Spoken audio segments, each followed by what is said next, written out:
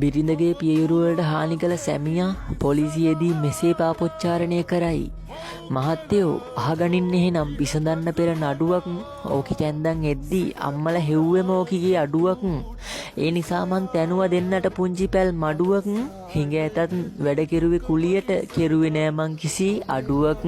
ටිකෙන් ටික මේ කාලේ ගත වෙන විටදී අපේ මල්වත්තට පුංචි කැකුලක් පීදෙනා බව දැනුණ මගේ පින ඇත්තට. මූණ දැක්කම පුංචි පැටියගේ කිරිසිනා මල් පෙත්තට පියසෙනෙහි මගේ දෝරේ ගැලුවෙම කලා වැව්දිය පැත්තට.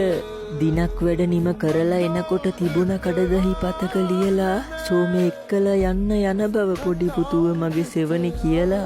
මාස 4යි ඕ කියනකොට එරෙන කිරි ටික උඩම ලියලා පොඩි පුතා කුස ගින්නේ ඇඬුවෙම ටින් කිරට බඩ රිදුනි කියලා. ගමේ කිරිමව් වරුන් බොමයි ළඟදි දරුවන් වැදුවේ පුංචි පුතුගෙන උන් ළඟට ගොස් රකින්නයි මා සැදුවේ.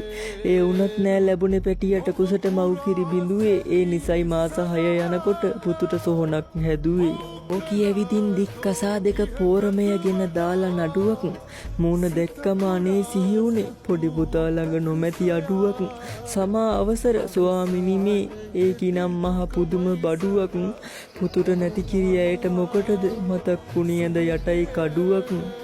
නීතියට අද බාර උනේ මං කලින් ලේවේ ලෙන්ඩ. පුතුට නැති කිරි ඇයට මොකටද ස්වාමිනි පවසන්ඩ.